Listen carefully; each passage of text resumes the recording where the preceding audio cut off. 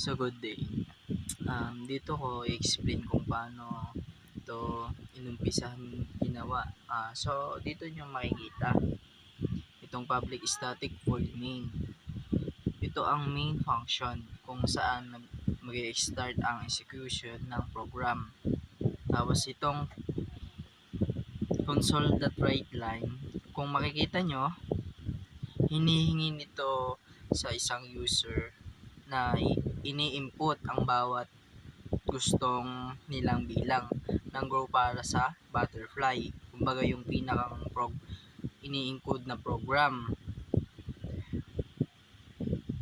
Then, ang kasunod nito ay yung int rows. Binabasa nito ang input ng user mula sa console. Then, at kino-convert nito yung sa integer type at mali pala. Sorry. Ito yung integer type at ini-store sa variable ng arrow. Punta tayo dito. Ganito 'yon. Dito sa upper part of the butterfly. Ito po yung for loop na for int I equal 1 I less than equal row I plus plus. At ang mga nested loop sa loob nito ang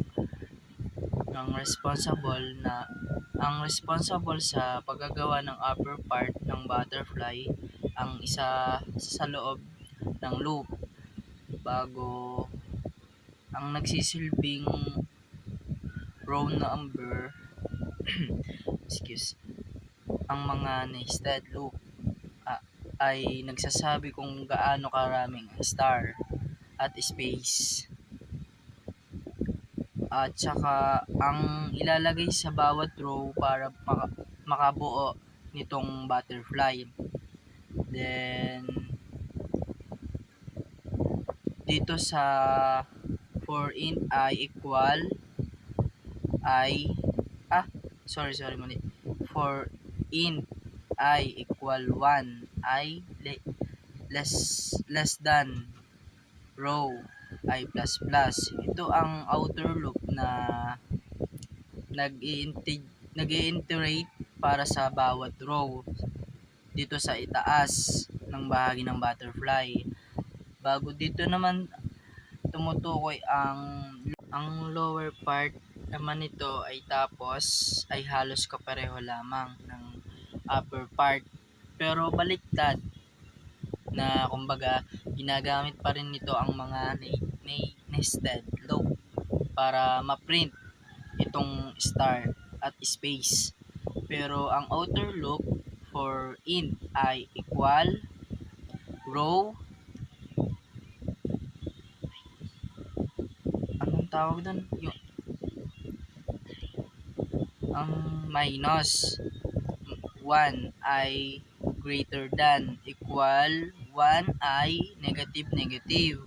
Kung makikita dito, ay magsisimula sa row minus 1 then pababa hanggang 1. Ito ang dahilan kung kumbaga bakit nagre-reflect ang lower part sa upper part na gumagawa para sa maging symmetrical. So dito, ito yung for int I arrows. I1 I greater than equal 1 I minus. Ito yung kumbaga sa outer loop na iterate dun sa outer loop ay na nag-iterate para sa bawat row sa lower. Pansinin mo na ang I ay nagsisimula sa row 1 at bumababa ng isa I minus sa bawat iteration hanggang umabot ito ang 1 kaya nagiging baligtad ang pattern ng pattern. Ito naman sa left star for katulad din sa upper part, ito ay nagpiprint ng I ng asterisk sa kaliwa, pero tingnan mo dahil pababa nga yung I, ang number ng mga asterisk ay bumababa rin sa bawat row. Dito sa space, for space nga, ang bilang ng space ay tumataas habang bumababa. Ang I na gumagawa ng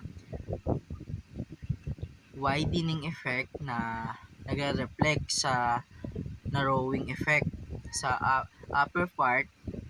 Kumbaga, ito yung right star na tinatawag natin. For right star, kumbaga, gumagawa ito ng I bilang ng asterisk. Sa kanan, mirroring the left side dito sa console.writeLine na kumbaga nagpiprint ito ng new line pagkatapos ng bawat row. Sa insert, ang ibabahaging butter ng ang kumbaga sa insert, ang ibabahagi ng butterfly ay ginagamit sa kaparehong paraan na itaas ng part pero baliktad nga, kumbaga yung tinatawag natin. Kaya magiging para siyang reflection kung tawagin sa itaas ng parte at magiging kumpleto ang space ng ating butterfly. Kumbaga, yun lamang yung paliwanag doon.